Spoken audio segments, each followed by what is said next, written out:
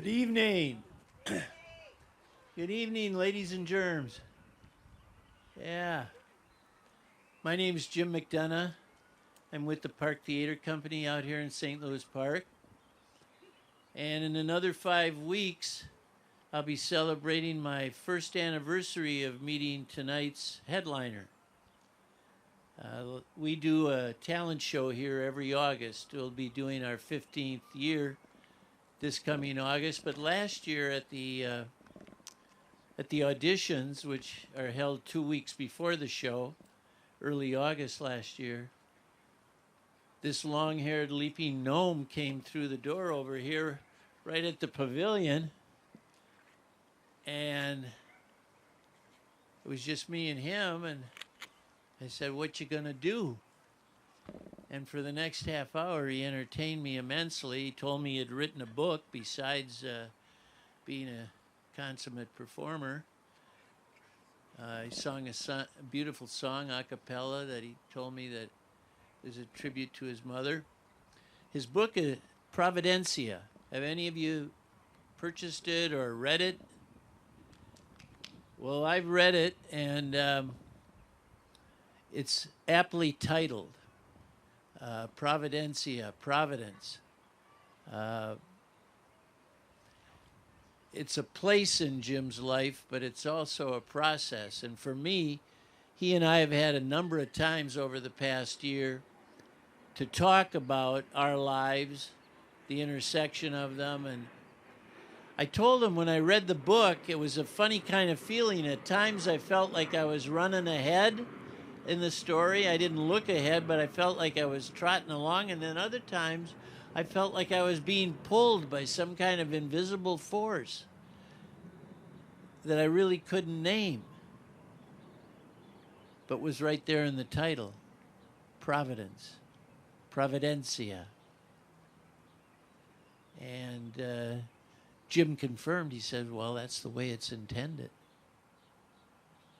It pulls you towards what is both an end and a beginning. So you're in for a real treat tonight. I'm sure if you've read the book, you may have seen and heard Jim before, but he never does the same routine over again. He always adds or subtracts and puts a little spice in, throws a little something that you don't expect. So with no further ado, Jim Fischer.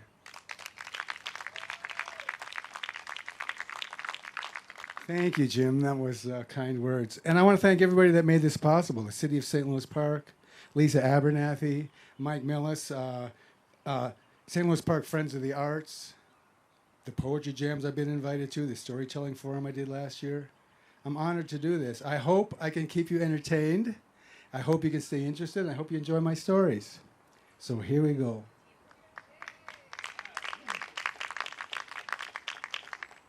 I had two really big surprises in my early childhood. The first one, this is in Chicago in about 1955. I had been 4.5 years old or so.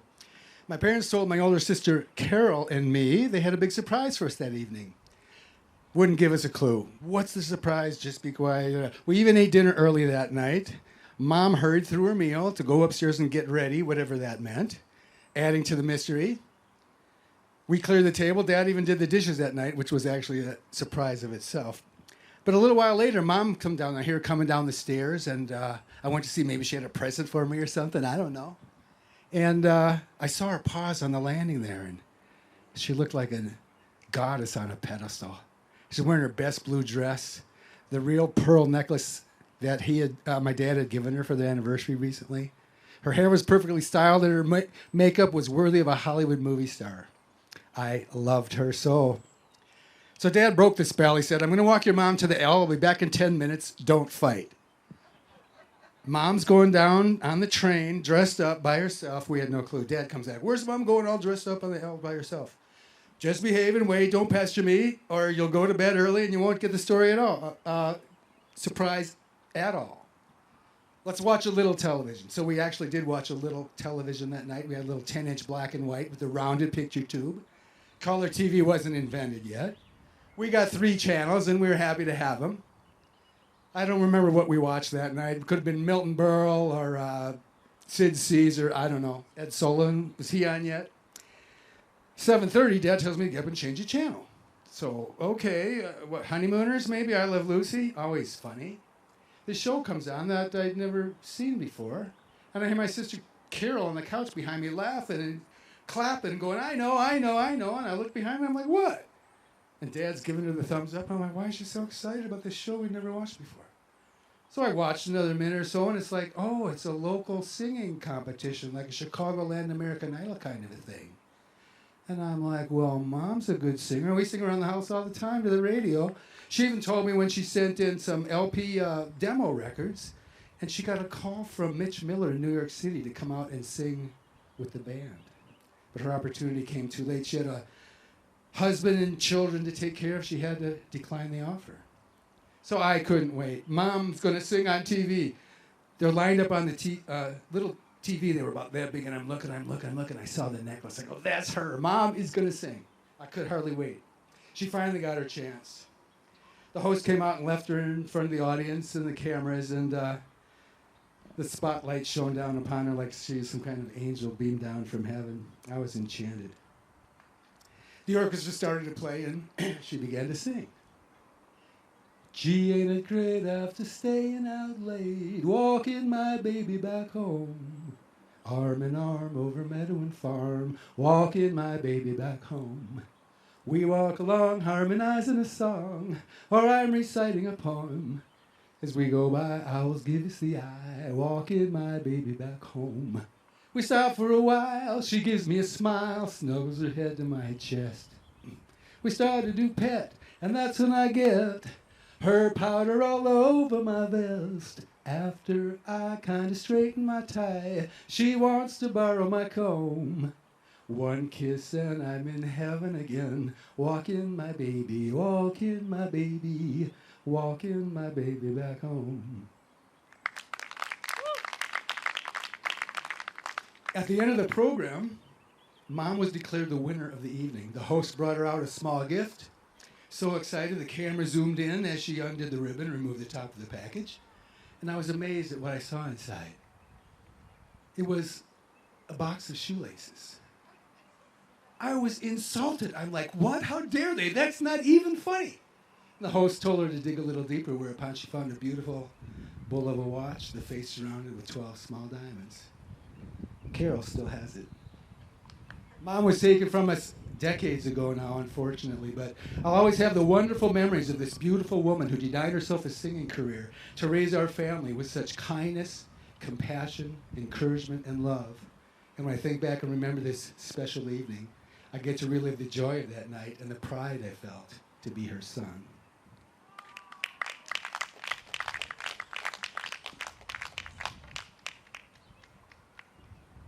Skip ahead 4 years.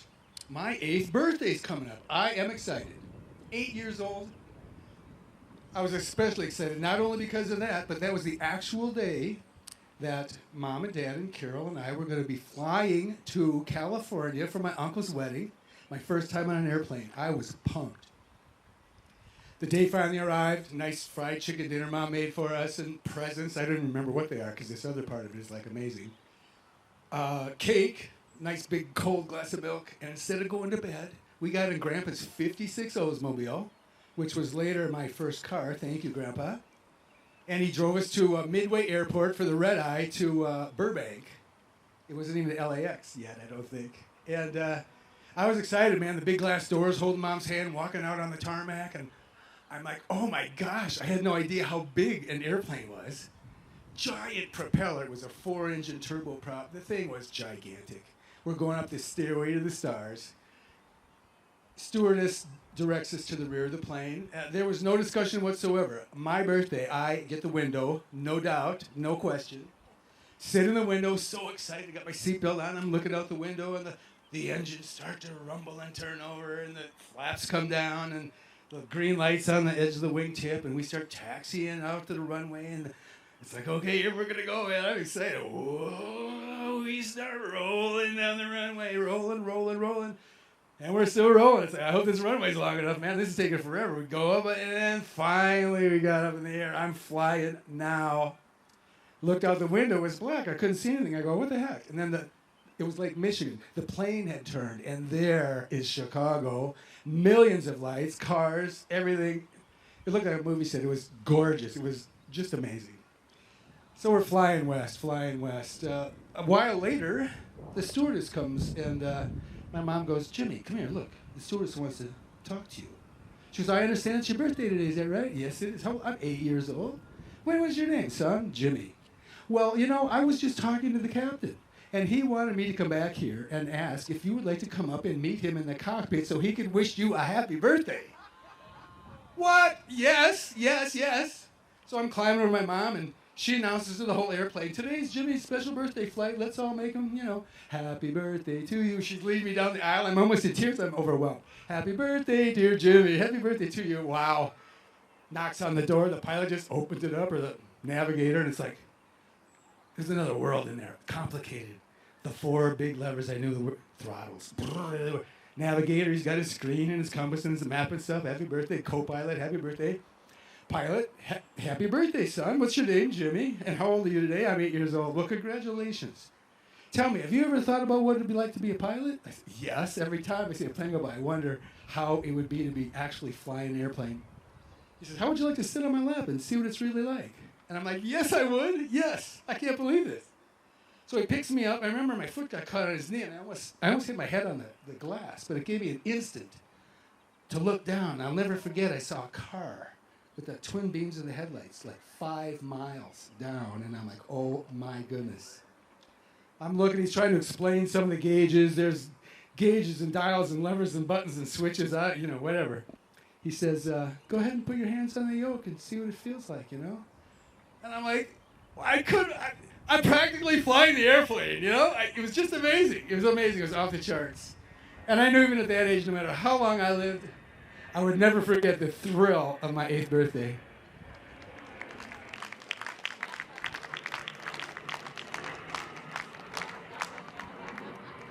I know what it's like. All right, we got to skip around in the book because you don't have 6 or 7 hours. Neither do I, but, you know, I could. Fast forward 13 years. I just got out of the service. It's the spring of 72. I just got out of the service. I'm driving to California to see my uncle again, who I hadn't seen for 13 years.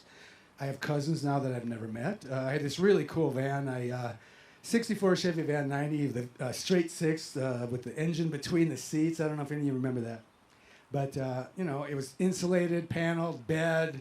I bought some cloth and thread and needles. I made curtains. I tie-dyed them in the barracks. It was a sweet ride.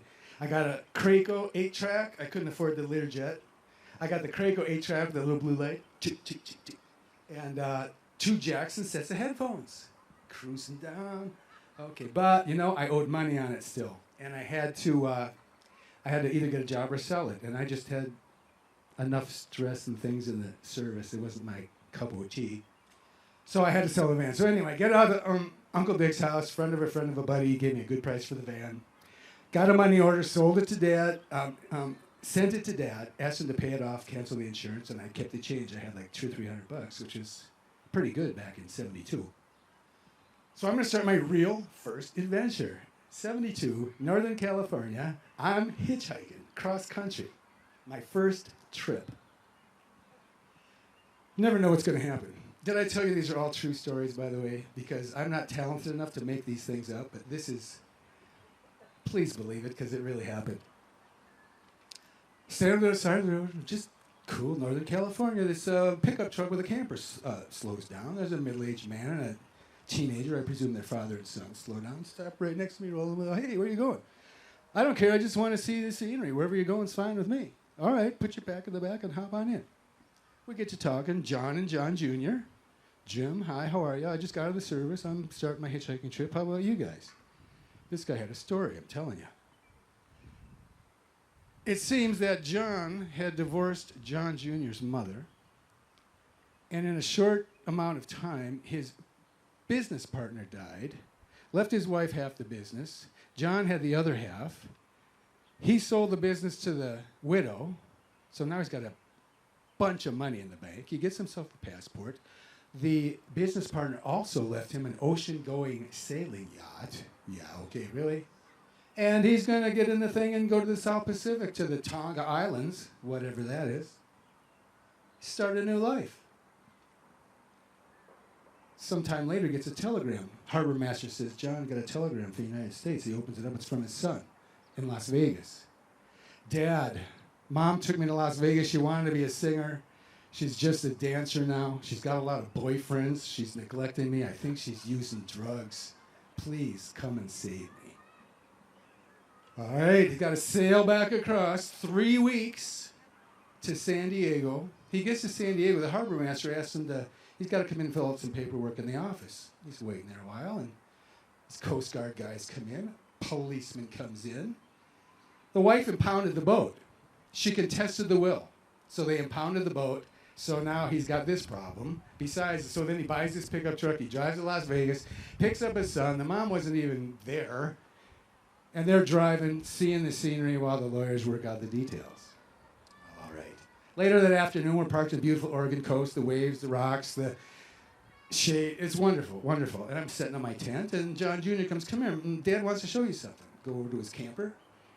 He's got a captain's license for an ocean-going vessel. He's got pictures of this beautiful sailboat on the island at the harbor with the palm trees and the natives and everything. And he's got a logbook. It says Tonga Islands, San Diego, 3 weeks of entries. All right, well, this guy's legit. That was, you don't hear that kind of story every day. So later that evening, we're sitting around the campfire, and we're talking. He asked me a question out of the blue. He's like, say, do you believe in flying saucers? And I'm like, well, I had done some reading, and I thought, it's possible. There were photos that Hollywood producers couldn't prove as false. There was no Photoshop yet or any of that. So, possible. And the accounts I've read said, yeah, I think it's possible. Tell me, Jim, have you ever seen a flying saucer? I'm like, no. Have you? Well, I have, in fact. Multiple occasions. I've been from here to my camper. And they taught me how to communicate with them through mental telepathy, and they're here for our benevolence, and they're among us. Gene Roddenberry, who wrote Star Trek, was in contact with them. That's why he wrote Star Trek. Harry Bates, who wrote The Day the Earth Stood Still with Klaatu, Barato, Nikto, he met them as well, and they've got a base on the ocean floor near the Tonga Islands. That's why I was there. I'm like, whatever. Is this guy for real? He says, would you like to see a flying saucer? I would. How about right now? I called his bluff. Well, it's funny you should say that. You see that light up there? Which one? Yeah, that one. Okay, the bright one next to the two above and below each other. Yeah, okay. He says, you just keep watching that. He closed his eyes. I'm like, what is that, flying saucer going to come and land on the beach and take us to Mars or something? He says, you just keep watching. Just keep watching. All right, I'm looking at the thing. John's here. We're looking at it. It's like, okay, and then, wait a minute. It looks like it might start to be moving. And you stare at something long enough, it looks like maybe it's moving. No, it's moving. It passed between those two stars, moved about 1.5 feet across the sky, and then it, like a shooting star. And I'm like, what? What? He says, we did that for you. And I'm like, I saw this thing. The guy was believable, even with this amazing story about the sailboat. He says, we're going to visit a woman in Gold Hill who puts out a UFO newsletter. And if you'd like to come with, you're welcome to join us. If you don't want to, we'll just go our separate ways. Why don't you sleep on it? I had a hard time sleeping that night, but you know what? I thought, this is an opportunity. Maybe to find out if UFOs are real. Could this possibly be unique? And you know what? I'm going. I'm going to do it. So next morning I told him I'm going to do it. We're driving. This is taking way too long. We're driving up to Medford and then to Gold Hill, and the address on the mailbox, a little rural 2-lane road. And we go up the driveway about 1/4 mile, and there's this big house, like a lodge maybe. There's a big house and some other like cabins. This could have been like a resort or a ranch or something. I don't know. So we meet this lady. Oh, hi, I've been expecting you. She was in her middle 50s, had kind of an English accent, white hair. Jim just had a sighting last night. Tell her about it. So I told her what happened. She goes, oh, you're so welcome. You're so welcome. why don't you have dinner with us tonight, and then we're going to have a meeting later. You're all welcome to join. So we have dinner and chatting, and then about 16 people around this big table. Okay, we're going to start the meeting now. Let's all join hands. What is this, like a prayer meeting or what? This is kind of weird. This is kind of weird. So we're holding hands. Everybody's got their eyes shut. I'm kind of trying to peek without getting caught. She starts talking. Her voice didn't have the accent anymore, and it was like different somehow. And what she was saying, we will protect the faithful and put up a force field when the nuclear war comes to protect you. And I'm like, this is a seance, man. This is creeping me out. I'm just, but be cool, be cool. So it's all over, and like, oh yeah, thank you. That's really, interesting. Whatever. And we go walking back to the cabin in his truck, and he says, I recognize one of the ladies there. I said, oh yeah, really? How so? Oh, we used to be married. And I said some offhand comment about being twice divorced. Whoops, I should have said that. And he's like, no, we didn't get divorced. Oh, what happened? Well, she died. Her? You just said she died? Yeah, we were married in a former life, and she died, and then I passed away, and we're both reborn, and karma's brought us together. I'm going to marry her again. And I'm like, okay, I've had enough. I've had enough. Oh, how interesting, John. Wow. Get me out of here. So about a day or so later, John comes and tells me he and the woman are going to drive into town to drop off UFO newsletters and pick up some mail and get some groceries. John Jr. wants to go with. Would I mind staying and just hanging out? Sure, that's fine. I'll read some of these UFO newsletters and help in the garden or something. Yeah, you guys should take your time. As soon as they're out of sight, I'm loading my backpack. I'm getting stuff. I wish I had one of the newsletters. Loading my stuff in. I got to get out of here. So there's people working in the garden. They got their back to me. I got about 20 feet to the house, and I got to time it so I can get past without getting caught. I don't want to get caught. I don't know what's going to happen. Actually, a couple months ago, I was on YouTube looking about the Heaven's Gate cult. Do you remember that? The people with the Nikes that drank the poison in L.A.? That group started about this time in this part of the country. So some of those people might have been. If I'd have stayed, who knows? Anyway, I'm sneaking past. I get past here. I'm going down. I'm crawling the weeds so they can't see me. I'm walking down the road. Get down to the bottom of the road, and it's like, okay, a little too late. I'll go either way. I don't care. Somebody please save me, And nobody stops. 2 cars go by in like half an hour. It's like, okay, wait, what if John comes first, So there's some bushes, so I'm hiding in the bushes until I can see it's not John. And then I come out and I put my thumb out. Nobody's going to stop. I'm a stalker in the weeds. Give me a ride. No, I don't think so. So I say, okay, I just got to take my chances. I'm going to stand on the side of the road. I'm going to put my thumb out. I'm either going to get caught or I'm not. Of all the trips and all the rides and all the people that have picked me up, I'm surprised I don't remember who picked me up that day. But what I do remember is the relief I felt to get out of that situation. And I always think about what is it that I saw, and maybe more importantly, what would have happened had John come by first?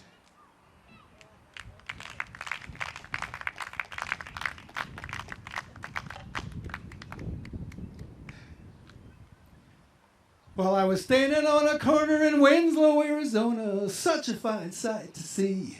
It's a girl, my lord, in a flatbed Ford, slowing down to take a look at me. Come on, baby. Okay, enough of that. All honesty, these are true stories. There was no girl in a flatbed Ford. I wasn't on a corner in Winslow. I was at the southern end of town there. There's a gas station, shortcut to the Grand Canyon. That's where my driver guy was going, and this is town. I don't want to get caught in town. It was getting late. You don't want to be in a city at night. Who knows? And I saw next to this other highway, there's a little depression in the soil, and there's some bushes, so I went over there. It was like a swale, you might call it. All right, it was a ditch. I slept in the ditch. I had my head up. It was dry. It wasn't going to rain. It was all cool. So, went to bed early. Okay, woke up. Still dark. Okay. Woke up again. Okay, it's light out. I can finally get on my way. Go up to the gas station. Got myself a cup of coffee and a cookie. He let me use the bathroom. Thank you very much. And I start walking into town. I don't know how far I have to go, but it's very important where you stand when you hitchhike, I'm going north, so I want people that are kind of going up at least to the freeway, or if not farther. But I don't want them going too fast yet. I want them to have a good look at me and a safe place to pull over. So that's what I was looking for. Hovering down the street with my backpack on. Corner of my eye, I see a white car, like matching my pace as I'm walking down the street. I stop and I look. I challenge the car. Huh, what are you doing? Zzz. Guy in there was a Caddy Eldorado with red leather interior. Black greased pompadour, big oversized sunglasses. He looked like he might have been Elvis's uncle or something. You want to ride? He had a Jersey accent. I can't do it. You want to ride? I go, sure. You got a license? Yeah. Put your pack in the back. Don't scratch the upholstery. Put my pack in the back, and he's got this clothes rod up here with all these fancy polyester leisure suits and fancy shirts with big collars and French cuffs and a bunch of belts and shoes with buckles on them and stuff. This guy was styling, I tell you what. Get in the front seat, and we go to pull away from the curb, and the steering wheel's off kilter, and it's shaking a little bit. I'm like, what happened to your car, man? Fell asleep. I was driving. I hit the guardrail. Glad it saved me. I could have been killed. Mechanic says there's a garage right up here. They're going to fix it, and then we'll be on our way. I was like, nah, what am I got myself into? At least I have a ride, I guess. So we find the garage, and there's a little thing there, and a car on a lift, and a guy. And he gets out and goes to talk to the guy. I get out. I got to see the car. Oh, no. The turn signal broken. Bumper crushed into the fender. White wall scraped, hubcap gone, and a scrape all the way back to the rear wheel. It was ugly, I'm telling you. And I see him talking to the guy, and the guy's shaking his head and pointing to the car on the lift, and the guy pulls out some money, and he's like, what, dude? You know, pulls out some more money, and it's like, money talks, they say. Unfortunately, all it ever said to me was goodbye. But he says, okay, I'll tell him I had to wait for parts. He puts the car down, gets the Eldorado in there, gets it up, takes it off, beating on it with a torch and a hammer and adjusting the tie rod and balancing the wheel. We're on our way. Okay. He says, listen, I got a big meeting in New Jersey tomorrow afternoon. I got to sleep in the back. Here's the keys. Take your pack, put it in the trunk. I got to sleep on the back seat. You drive. I'm like, okay. You know how to get on the freeway? Yeah, it's right there. Okay. Don't speed. Be careful. So I'm getting myself on the freeway. It's like, whatever, man. Put the cruise at 70. Put the AC at 70. Find a nice classic rock station. Keep it down. I'm trying to sleep back here. All right, sorry, man. Cruising down the highway in an Eldorado like some kind of ritzy caddy, man. Didn't see that coming. How cool is that, huh?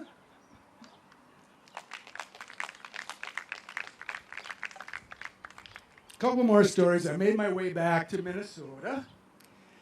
Got a job working with Matt, laying sod and planting trees and stuff. We knew we would get laid off that winter, so we're saving our money and we want to go somewhere warm. So how about the Caribbean?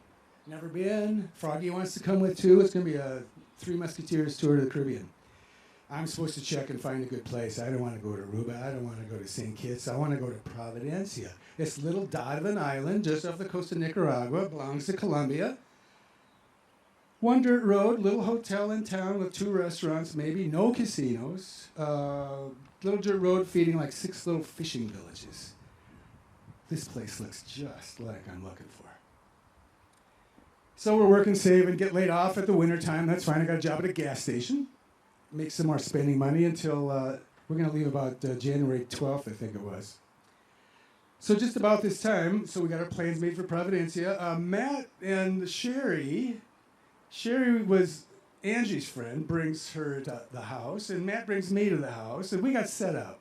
It wasn't a blind date, but I was a little resentful, but only for a microsecond. When I got to look at Angie, I thought, you know, she is attractive, and she is nice. We went out for some drinks and dancing that night, and easy to talk to, comfortable. It felt good. It felt good. I was bold enough to ask her out for New Year's Eve date, and she said yes. So a couple days after Christmas, the boss of the gas station says, you got to work New Year's Eve till 11 o'clock. Got to work till closing.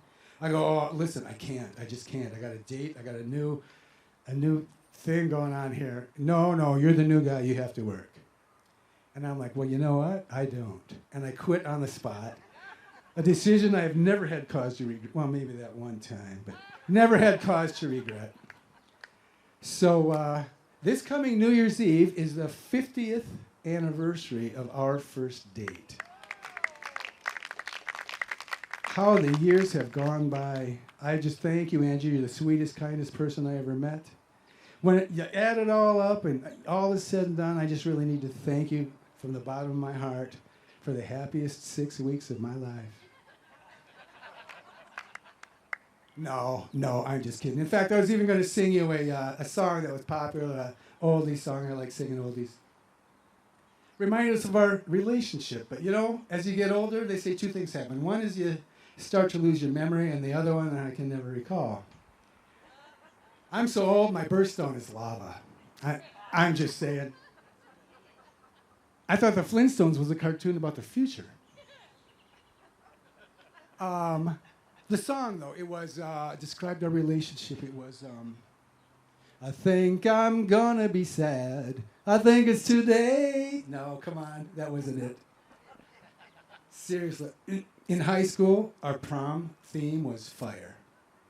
I'm just saying, I'm old. I was voted most likely to someday walk upright. Okay, I got that down. The song though was so tired, tired of waiting for you. No, she hardly ever makes me wait.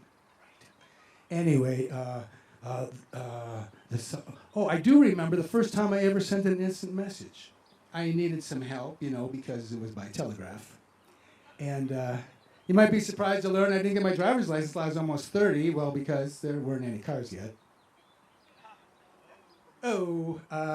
But the song, I just, this magic moment, so different and so new, was like any other until I met you. And then it happened, you took me by, that's not it. That could be it, but that's not it. I tell you what, I am so old, seriously, my healthcare provider is a paleontologist. One more. I'm so old that on New Year's Eve, Father Time dresses up like me. Anyway, went to Providencia. Me, Matt, and Froggy. We got a delivery car. There's agencies where you can drive some rich guy's car to Florida while he flies down, and you drive his car and drop it off. We did that. Coral Gables, Florida. We timed it so we could take the bus to the international airport and fly to San Andreas, which is like a cross between, Las Vegas and Honolulu, I guess. Big hotels, a lot of traffic, a lot of concrete, crowded beaches. Not so nice.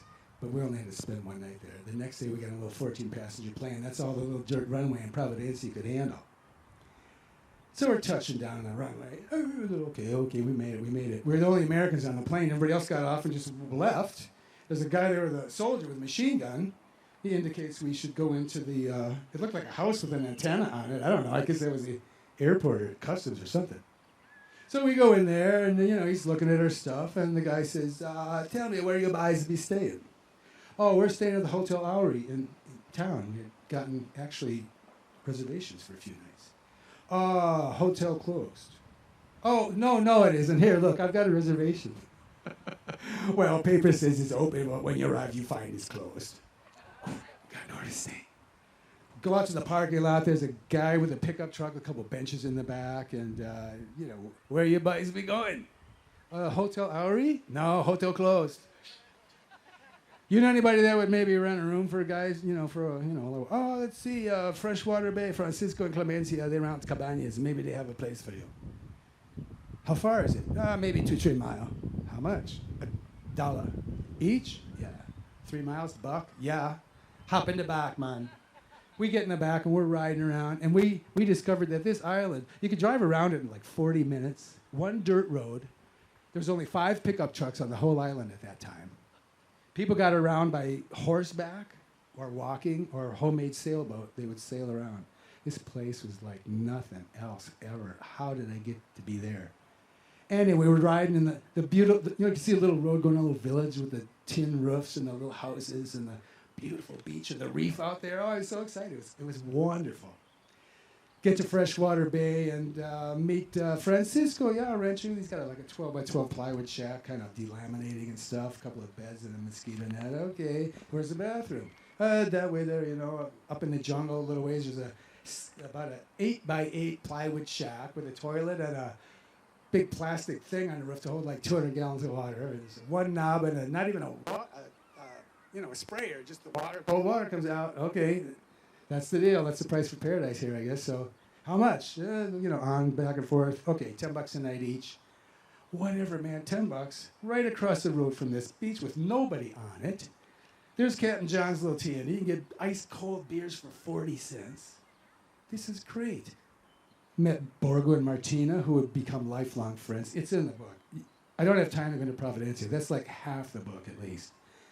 But it was wonderful. I stayed a month, come back to be reunited with Angie. She waited for me. I was happy to see her. We just clicked again. And we wanted to move in together. But I was driving 18 miles each way from Minnetonka to Delano, and we wanted a place to stay together. And I had my eye on this abandoned house. And until now, it didn't click. But could this possibly work for us? It was only 3 miles from work. I stopped one day. It was raining to see if the roof leaked. No paint on it. There's weeds up to my knees. It's an acre of woods surrounded by corn. Peaceful, quiet. This place is awesome. It's plaster and garbage and party house and whatever. It's like, this has possibilities. So I found out who owned it. It was the mayor of Independence, actually, so I was a little bit wary, Told him my plan. He says, you want to live there? Are you sure? I'm like, yeah, I'm sure. He says, there's no water or electricity, right? We don't need that. I can haul water from work, and we'll get kerosene lamps, and it'll all work out. How you going to cook? I didn't think about that. Oh, I saw an LP tank over his shoulder in the yard. We'll get LP service, and we'll be good to go. Okay. He said okay. Took us a few weeks to clean it up, move in, saving 80% of our pay. And we're saving for Providencia. Angie's coming with this time. So summer goes on, turns to fall. We move back into our parents because it's too cold to live there in December. And Angie calls me with the bad news. She blew the engine in her car and can't go. Go ahead and go by yourself. That's the kind of gal she is. She's been letting me do this all my life. You go ahead and go. So I went by myself. Had a wonderful time. Sometime later, I find myself sitting on a bus in front of the New Orleans airport, unsure as what I should do next. I just returned from 3 months in Central America and Providencia, 9 different countries. Saw volcano eruptions, was in an earthquake, beautiful coral reefs, jungles, 400-year-old cobbled cities, cheap, wonderful food, friendly people, best vacation ever. People would even rent rooms in their house. They'd sign, rent a cuarto aquí, $3-4. Hotels weren't much more. Came through customs, and I asked Traveler's Aid, there's such a thing as a $10 room. And they're saying, no, are you serious? So I bought a ticket to the downtown station. I had like $60 left. I was going to spend $20, see how far north they could get me out of the congestion. Maybe I could find a ditch to sleep in up there somewhere. So I'm sitting on the bus when my trip took an unexpected change. I see this white hat coming up, a cowboy hat, and a Latino guy's there, and he's got a graying hair and a big bushy mustache. His suit coat on, a frayed white collar tied around his neck. He's trying to look presentable, and he's got this battered green suitcase. One of the clasps was broken. It's got about 6 windings of that blue nylon cord on it. This guy's got a story to tell. Coming down the aisle, I go, Buenos tardes. He says, Buenos tardes. He sits down next to me across the aisle. I want to know if he spoke English. So I said, how was your trip? Very good. And you? I had a great trip, Central America. Where are you going now? I don't know. I don't have much money, and I don't even know where I'm going to spend the night. You wouldn't happen to know anybody that might rent a room or a couch to a guy for a night, Well, sure, you could stay at my house. Well, when somebody's this friendly, this easily, this quick, you got to make quick decision. Is this guy a demented serial killer luring me to a grisly, tortured death, or is he just a nice guy, I figured he's a nice guy. I'm a good judge of character. So I said, okay, my name's Jim. Hernando, mucho gusto, igualmente. We go to my house. We're going down Elysian Fields. I remember the name of the street was Elysian Fields. We get off of this street, and we go walking up a half a block, a little concrete stoop. Nice residential section. He goes, wait here. Espérame aquí. Wait here. He goes in the house. I hear this huge argument in Spanish I don't understand any of. This isn't good. Why is she so upset? I'm not the mass murderer here. I just want to sleep on the couch. Gets suddenly quiet. Oh no, he's killed her and I'm next. I'm like, I pick up my pack. I'm about to leave. It's getting late. I don't know where I am. I don't know what I'm going to do. Nightmare, trapped in the city, whatever. I'm going to get robbed, whatever. The door opens. He comes out. He's got a peanut butter sandwich on a plate in one hand and a glass of milk in the other. And he says, "Don't go." What could I do? I sat there eating a peanut butter sandwich, watching the cars cruise up and down Elysian Fields. A little while later, there's another little ruckus inside, and he comes to the door, and he says, you done? You give him the plate, and I give him the glass, and reaches in, sets him down, and reaches in, and pulls out his suitcase. Oh, this isn't good. This is not good. He says, "Let's walk." So we walk back to the bus stop. We were just there 20 minutes ago. I said, "I'm so sorry. I never should have accepted your invitation." He says, "It's not what you did. It's what I did." He said, "After all this time, my wife found out I have another secret wife in Tampico, and she kicked me out." I'm like, "Oh, no, no, no, no, no." He says, "Listen, I still want to help you. I've got another house in another part of town I rent out. If you pay the bus fare for us, we'll go there, and maybe you can stay there." He says, "I think it's vacant. I've been gone quite a while. It might not even have water or electricity." Well, that's not a problem for me. "And it's only 4 blocks from Bourbon Street." And I'm like, "Okay, if it's no good, I'll just stay one night." So we get off at Rampart and Powder. We walk a half a block. This is not as nice a neighborhood. There's an old ratty house with no paint on it and some trash in the yard. We go around the back. Torn garbage bags, and he opens the door, and my eyes adjust, and I see a kitchen counter with some wax candles on stubs on the counter, and he tries the light. Click, click, nothing. Maybe it's just the bulb. Click, click, no electricity. Water in the toilet. He flushed it. The toilet works. There's even some paper. It's like, man, this place is looking more like the Ritz-Carlton every minute. I'm in. Other part of the room, there's a table and a chair and a bed with a sheet on and a pillow. However, the place had an odor about it. And it wasn't terrible, but you could really smell that it was something wrong here. It's like a skunk died under the house a year ago and wasn't quite done decomposing yet.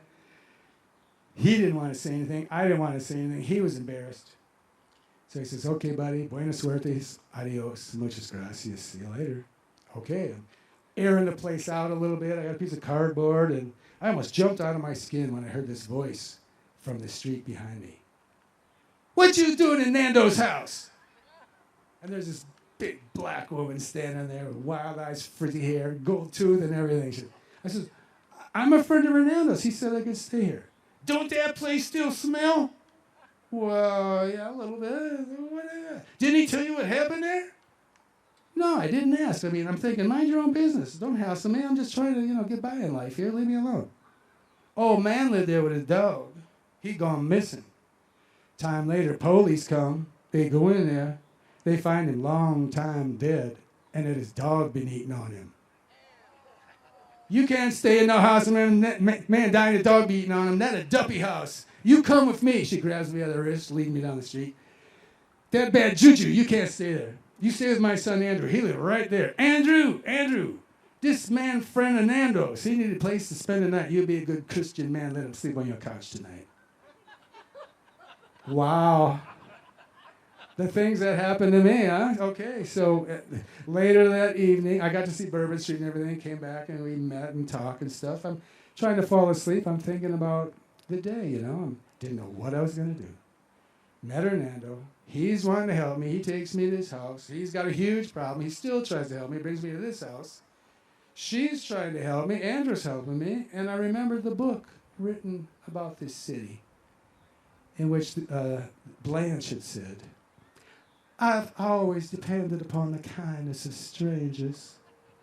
And I realized that in all my trips, I've looked forward to the scenery and the mountains and the volcanoes and the reefs and the waterfalls and the rivers and the cobbled streets and everything. But what stuck out of my mind most of all was the people over the places. And I realized as I was falling asleep that night that I would always be in debt, and joyfully so, to the kindness of strangers.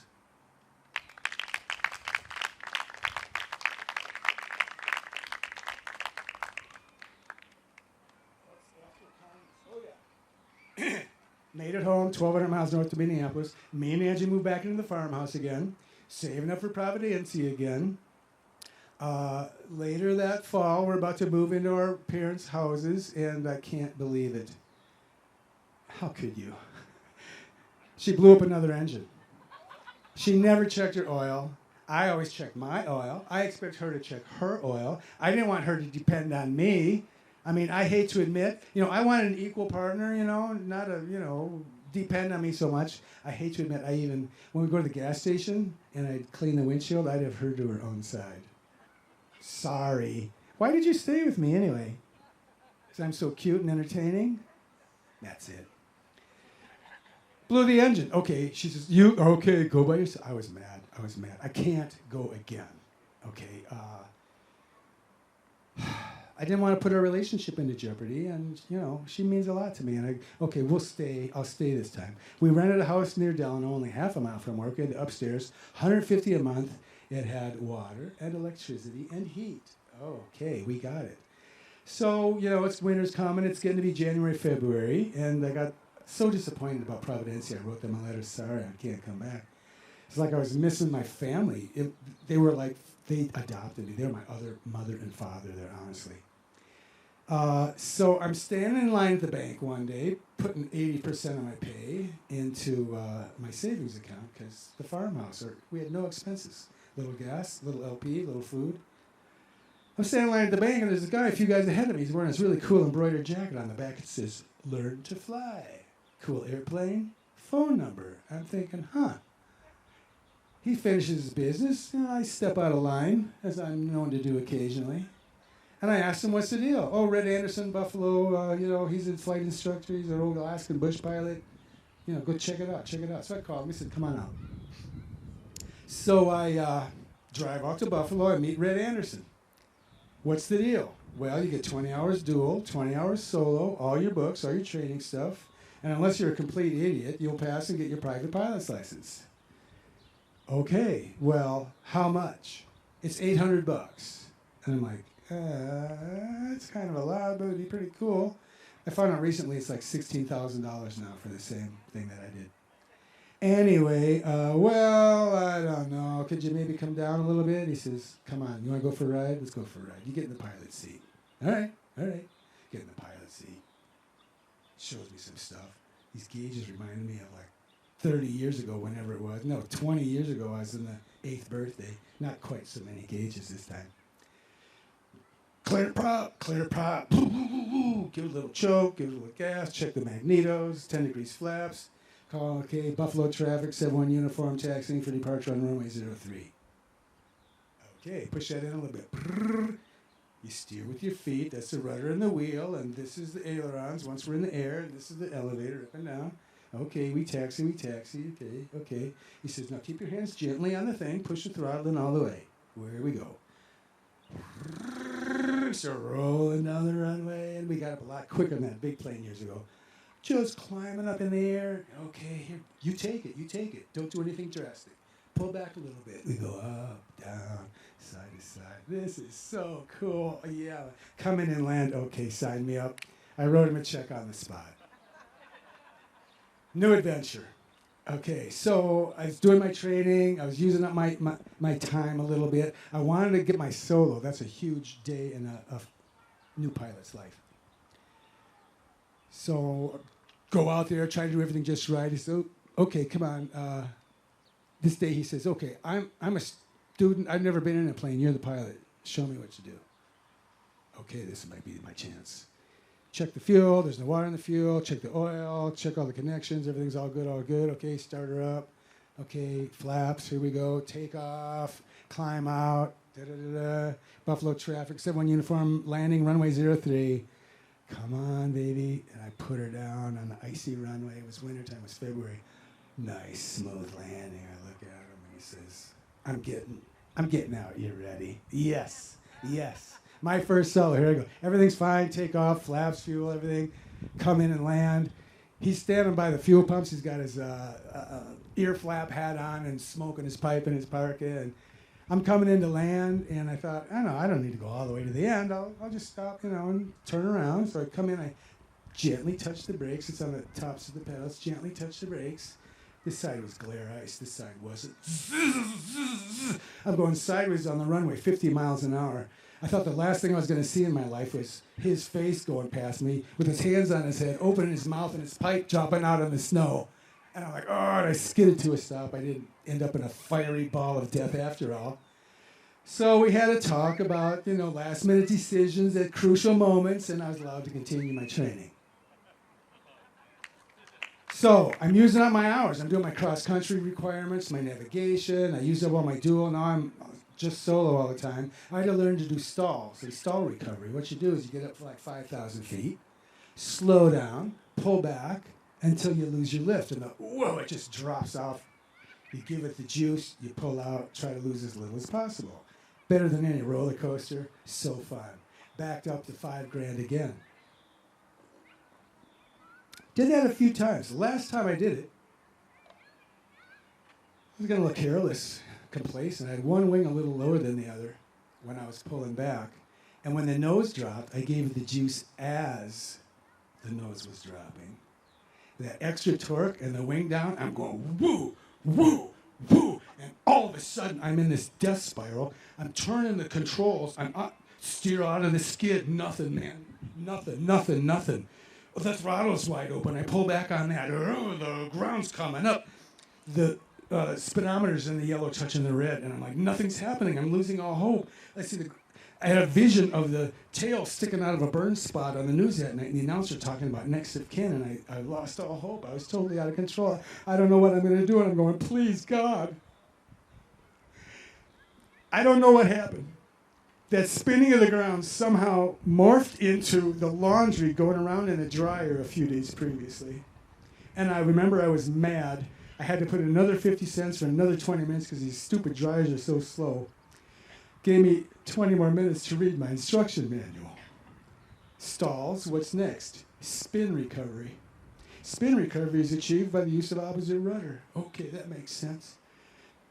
And the dryer became the ground again, and now it's really close. And I'm like, God, help me, opposite rudder. I'm doing the opposite rudder, and the ground's coming up so fast. I finally stopped the spin, and I figured I had to split the difference between hitting the ground and ripping the wings off this little plane. I'm pulling back, and the blood's draining down from my face, and it's going to be close, man. It's going to be close. And I'm pulling out. I was just about 300 feet. I'd fallen from 5,000 like 14 seconds. I had 2 seconds till I would have hit the ground. And I'm like, oh my God, everything's still okay. Give it some juice, climb up to 1,500, and I think, God saved my life again. This is like the 5th time. I was 4 years old, I set the house on fire. Amazingly, we didn't die. So many traffic. I almost hit. I was in Colorado. I thought we were going to hit on a curve. I pulled my arm in and ducked. I thought we were going to hit. We just missed. And then I almost died twice in 2 seconds. I didn't. Close calls with Angie in the car. The time Carol was sent on the darkest night of my life to save me by a miracle. And now this. It's all I could think about as I flew back to the airport.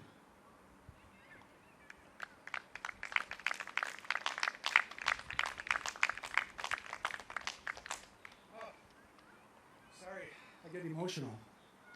I get so emotional, baby.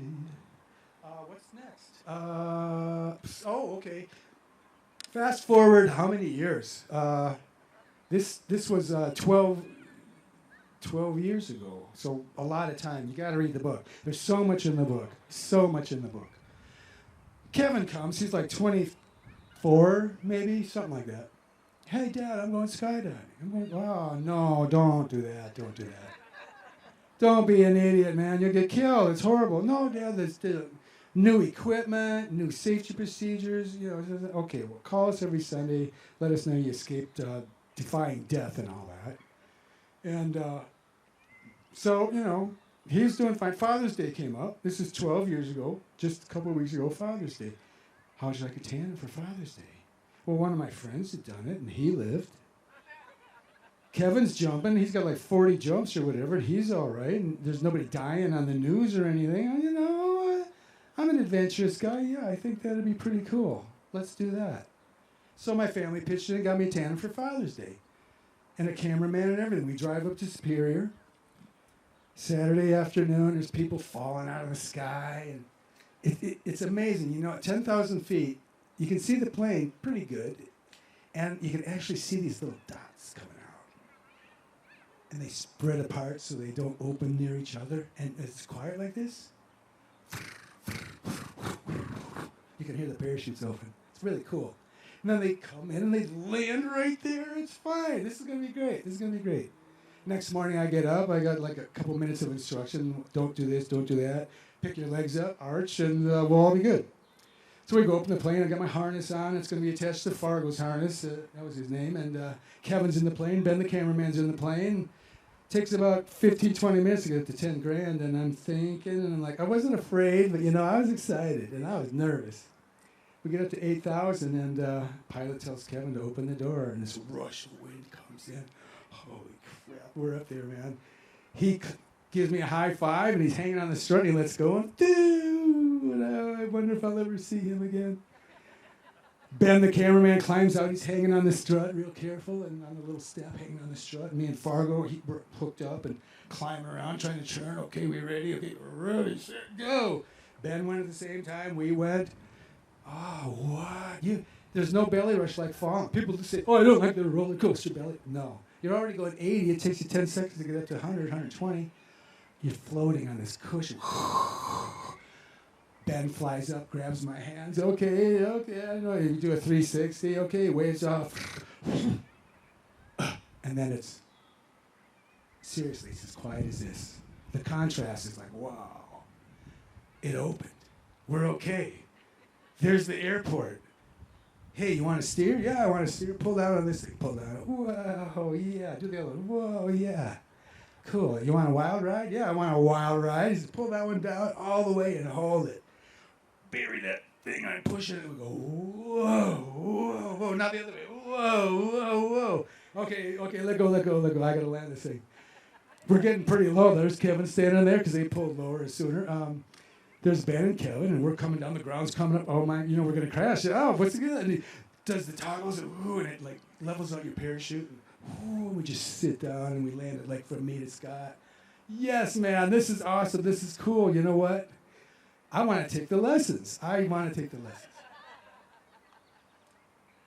So how am I doing on time? Am I going over? All day lesson. Yes or no? All day lesson. Oh, I'm good. Okay, good. Love you. Thank you. Where was I? The lessons. All day first jump class. We got to tell you everything. What is this for? What does this do? Here, let's open this thing up. You pull this thing out, and there's a little parachute on a string that pulls this thing, that opens that thing, that pulls your parachute out. That's all a bunch of little strings and rubber bands and stuff. Are you kidding me? Half of this is strings and rubber bands. I'm like, seriously? Yeah, it's fine. One of those strings can hold 800 pounds, and you got 28 of them. Okay. A couple of them break, you'll still be fine. Okay. Parachute, if you got a hole in your parachute, if it's bigger than your head, get rid of it, and you got another one. Okay, that's good to know. Where's that? It's here. Okay. Whatever. So at the end of the thing, and all these malfunctions, partial malfunction, total malfunction, 2 out, pilot chute in tow, horseshoe, wraps, whatever, RSL, disconnect, cut away, don't cut away, what do you do? No, you got to sign this thing that says, I understand, I'm fully ready, and I want to go. I go, I can't sign that. I had too many questions. This was overwhelming. So I slept on it that night, and the next morning, Kevin's going up on first load with his buddies. They're flying up there, everybody's landing, nobody's dying. It's like, you know what? I got my questions answered. I want to do this by myself, like those guys, like cool kids. So I continued. I did my lessons, and learning to fly your body, and you go forward and backward, you go up and down, you side slip, and pretty cool. So my instructor was Nathan, and this caused me to write my first skydiving poem. And it goes like this. I'm learning skydiving from Nathan, and it's his skill that I put my faith in.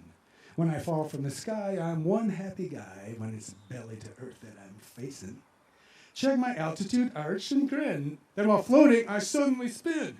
He constantly begs, remember your legs. And it seems like sometimes I can't win. He's teaching me each little trick that makes skydiving a kick. But because I'm still learning, I have trouble turning, and sometimes I fall like a brick.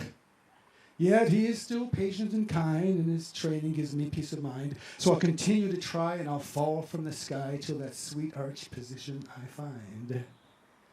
Well, you got to do 8 jumps just right.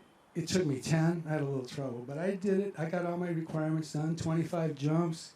Not dead yet. Okay. Stamp your forehead with the A. I got my A license. Got to buy a case of beer first of anything. My first A license. I'm a registered skydiver. It was the happiest day of my life. Except maybe for meeting Angie or our kids being born or getting married or something. But yeah, it was great. So then I went for my B license. Your B license, you got to do a water landing simulator. You're on a pontoon boat anchored out in the water, and you got the rig on, and you jump in the water, and they throw the parachute over your head. And it's got a lot. You got to get out of your harness and hold your breath and take the thing off and clear the lines and get out from under the canopy. And if you don't drown, you get your B license. I got my B license. C license, prestige. Oh, I got my B. I got my A. I got my C. You got to land within 10 times within 10 feet of the little cone that they have out there, and you got to have a certain time of free fall and other requirements that I met all of. I'm into this, man. I'm into this. You see, after the near plane death that I had, it made me start on a spiritual odyssey, you might say. I want to see if God was really saving my life all these times. Was this just coincidence? Well, I got to find out more about this. I got my GI Bill still coming. I went to Bible college for a year and a half. I studied Old Testament, New Testament history.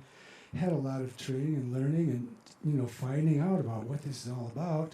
And I made a pretty serious commitment at one point. And doing all the skydiving, I'm leaving Angie home every weekend by herself. And she's like, whatever happened to that commitment you made, You're not going to church on Sunday anymore. You're not spiritual. Oh, you ever want to talk about skydiving? I'm getting kind of tired of it, actually, And I'm like, sobered me up. Thanks for the talk. So I started going to church on Sundays again and hanging around with more spiritually minded people. And anyway, I got my coach rating then. I was instructor. I was a skydiving instructor. Paid. Not much, but get a free jump and $10. That's good. And it was about this time that Westside Joe opened Westside Skydivers, and Haji shows up one day. Haji was in his late 20s, way over 1,000 jumps. He did tandems. He videoed tandems. He was SMTA safety and training advisor, head of instruction. I was an instructor as a coach. What he could do is take them out on their very first jump when they don't know anything and they're spinning around, and you got to stop them, flip them over, and pull their parachute and get out of the way.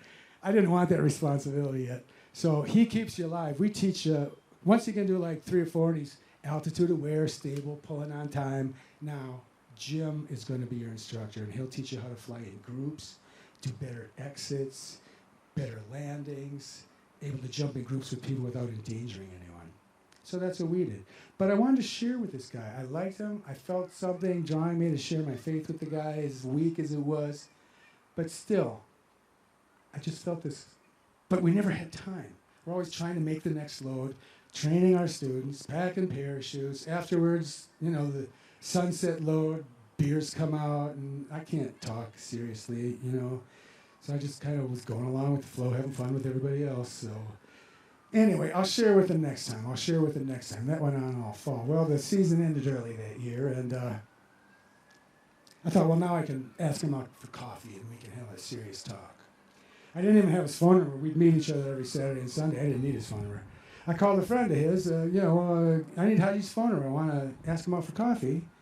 Oh, no, I think he left last Tuesday. He's in Hawaii for the winter. He's going to be doing tandems and videos out there, and he'll be back here end of April. And I thought, I missed my chance. I'll talk to him for sure when he gets back. About a month later, I get a text. I'm sorry. Did you hear what happened to Haji? Oh, God, skydiving accident. How bad? Femur, pelvis, what? Wasn't a skydiving accident. No, there's a bipolar person there that attacked him with a pipe or a bat or something. Fractured his skull. He had PTSD, permanent physical and emotional pain, lost the love of his life, and he couldn't skydive anymore. He became despondent and depressed and withdrawn. And one day he just decided he didn't want to live anymore, and he took his own life. And it left me wondering, could I have possibly made a difference if I'd have said anything? Why didn't God save his life like he saved mine? I just felt horrible. I prefer to remember him around the bonfire, laughing and joking, asking me to do another one of my poems. So I wrote this one in memory of Haji.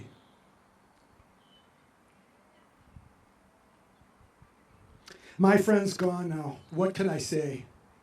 Wish it would have gone some better way. Just goes to show that you don't always know when they can't face another sad day. The emotions he must have been feeling, profoundly disconsolate, reeling. But he hid it so well that we just couldn't tell that his tormented heart needed healing. Some people are good at pretending their shattered soul doesn't need mending. They're reluctant to tell they're not doing too well, and they wish that their sad life were ending. I too have faced such despair, all alone with no one to care. Oh, why did you do it when we'd help you through it? My God, why is life so unfair? So if there's someone that you know who is down and feeling so low, go tell them you care and that you will be there to help them defeat that dark foe.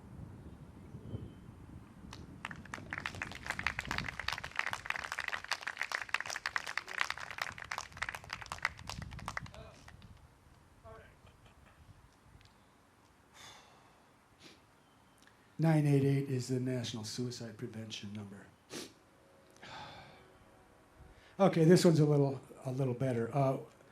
West Side Skydiver, Joe opened in Winstead. It's only 45 minutes away. Instead of driving 2.5 hours up to Duluth to Superior. Joe had a caravan. A caravan is a large turboprop plane, holds 18 jumpers, gets up to 13,000 feet in about 11 minutes. Compared to these little 4 or 5 passenger ones up at Superior, it takes 20 minutes just to get to 10. So you get another, 15, 20 seconds of free fall. It's pretty long when you're falling. That minute, you fall for a minute. That's pretty long. So anyway, Joe's leasing the thing. They cost like $30,000 a month or something like that. That's why tandems cost so much, but they're worth it. So some acquaintances of his, he wanted to buy his own plane and not lease anymore. He needed like $1,250,000 to buy a used one. And some acquaintances of his, kind of low-life people actually, but they persuaded him and almost coerced him. He said it would be very profitable for him if he would transport marijuana from Colorado, where it was legal, to his winter drop zone in Katy, Texas. He'd jump up here in the summer because it was too hot down there, and when it's snowing up here, he jumps down there. He had a good thing going for him until this. So they pressured him, and he finally agreed. It would be very lucrative for him. So he did this a few times. And what turned out to be his last run, what happened was, and I spoke with him about all of this personally, and he's okay with me sharing it. I wanted to get the facts straight. He lands in Katy. 2 cars pull up. They push the plane into the hangar like always. These guys go in with a duffel bag and they check out the product. And apparently there's labels or some kind of identifying markings on these kilos. And they had 2 different kinds. This kind they always, yeah, that's fine. What is this? Apparently they tested it and it's only 17%. And this is ditchweed. We're not buying this. You take this back. And they paid him 66 pounds to return. And they paid him for the part they accepted $330,000 in cash. Pilot's got nothing to do with this. I'm done. I'm not flying this plane back. He gets in his car and he leaves. The guys leave. Joe rents a car. He's all upset. He had real anger issues anyway. You can imagine. It's almost comical. It's just insane with anger by now. So he rents a car. He's driving through Kansas, out of gas. I got to pull off. He pulls in, prepay. Okay, I get it. He walks in, he prepays, gives the guy $20, takes a step out the door, and he gets knocked to the ground by a drunk driver. Cut his hand, cut his elbow. What the hell? He gets up and this guy behind the wheel like, what? And he's like, what's the matter with you, you know? And he hears, are you all right, sir? And he looks, and there's a police officer. He said, I saw the whole thing. Are you all right? Yeah, I just got a cut hand. Joe's looking at the weed and the cash 15 feet away, and he's like, this is nothing. I don't want to press charges. You got him for drunk driving, right? I got to go. Thank you so much, officer. Have a pleasant day. Gets in his car, and he takes off. Wow, that was close. He's driving. He's all upset. He looks down. He's still out of gas. He didn't put the gas in. And here's an exit, and he makes an abrupt lane change and gets in the thing on the exit ramp, which just happened to be seen by the officer under the bridge with the radar gun. So this one's about Jumpin' Joe. Had a scheme to make all kinds of dough, but as he raked in the cash, his dream just crashed. Never dreamed this is the way it would go. In Kansas, Joe got pulled over. Never mind, he was totally sober, because in the back was a stash and a huge pile of cash, and he knew then that his dream was over. Cops said, put your hands on the car. As they were standing out there on the tar, they read him his rights in front of those flashing lights. He never dreamed he'd fall this far. Well, the man had Joe dead to rights, so in jail he spent a couple of nights. Then he said he'd talk if they'd let him walk and forget that he'd made those flights. Well, the captain said, we can deal too. Just give us the names of the crew. And wear this wire and give us the buyer. Then we'll see what we can do. Now, Joe was in a tough spot. Didn't know if he'd do it or not. Then he said, okay, I'll do it your way. Just forget I transported that pot. So far now, Joe's still not in jail because he had plenty of cash to make bail. And in a while, there will be a trial where compassion, he hopes, will prevail. The judge said, Joe broke the laws of our nation. So jail time was his expectation. But they heard his plea and about let him go free when they gave him just 4 years probation. Since then, Joe's been a good boy, and skydiving he again can enjoy.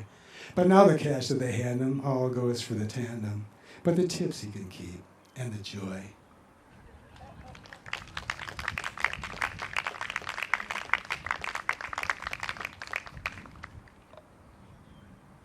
All right.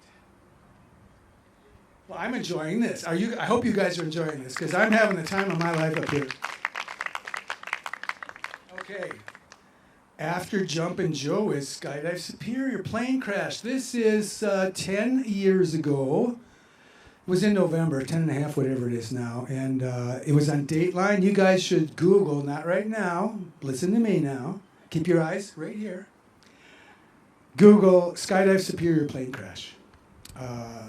What happened was, I didn't go up there that weekend. I knew all these people. I had jumped up there dozens and dozens and scores of times. Both planes. I knew all the people. They wanted to do a twilight formation load. And it's traditional. The last load of the day is like the cool kids and the expert jumpers. They come swooping in. We have a swoop and chug. The guys that aren't that good, I had my turn. You stand holding the beer in each hand on the landing area, and these guys are coming in to land, and they come by and grab the beer out of your hand and chug it on the swoop and chug.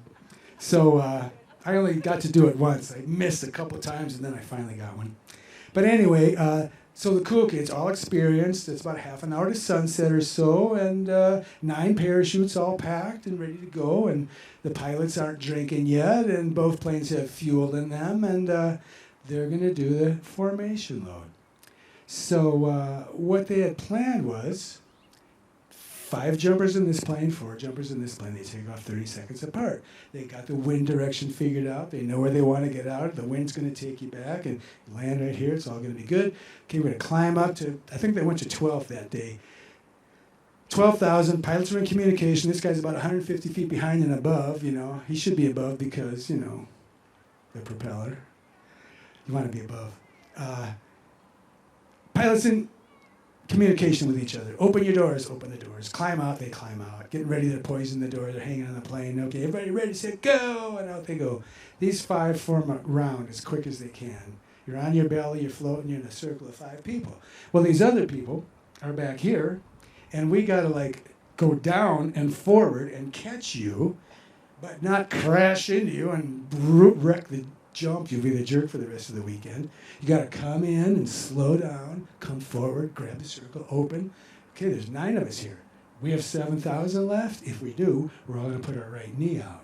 This thing of 9 people is going to start turning like a pinwheel, faster and faster and faster.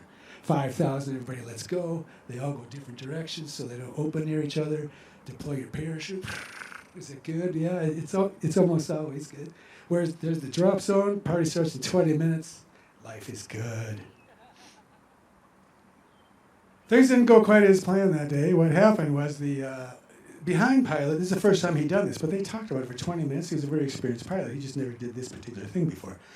Well, anyway, they're climbing up, and he was a little too far behind, so he gave it a little more RPM so he could close in. He didn't want to be way back here, because then these guys got to fly all the way down there. They might not be able to turn the circle, and then he's the jerk for the rest of the weekend.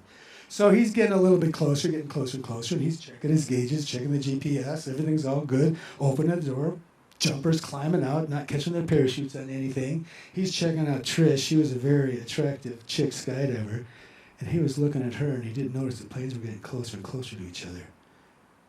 And it came down right on top of the other plane, snapped the wing off, flames, metal, bodies flying everywhere. They're all going to die. You got to see it. It's incredible.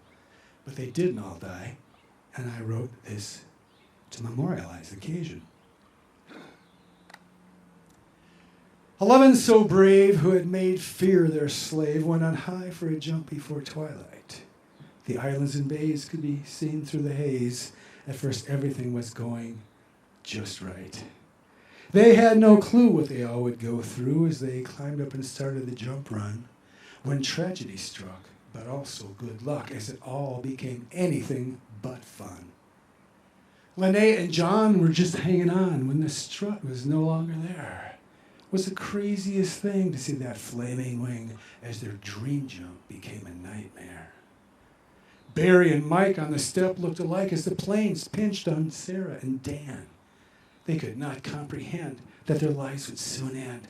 Please help us somehow if you can. Amy and Chad used the skill that they had as they jumped from that flaming inferno. What she would recall the most after all was Blake telling them both to just go. If Dan and Trish had but one hopeful wish, it would be to escape that disaster. And soon they knew that it quickly came true as that flaming debris sailed right past her. They all tracked away, hoped it would be okay as they watched that wreck in a steep dive. With Matt, the pilot, inside. Must have been one wild ride. Please help him somehow to survive. Matt undid the strap that was on his lap, even though he was cut up and bleeding. He cut his hand on the door, glad he wasn't hurt more. Soon that fiery wreck was receding. 9 were safe on the ground, but when they looked around, they realized the pilot's still missing. They all were so scared how our pilots fared. They all were now fearfully guessing. The propeller was bent as Blake made his descent in that plane that so needed mending. Out of their sight, Matt had landed all right. Who could imagine a happier ending? It's commonly said that they all should be dead. There's no way that each one could survive. But God has other plans. They were right in his hands, and they all walked away more alive.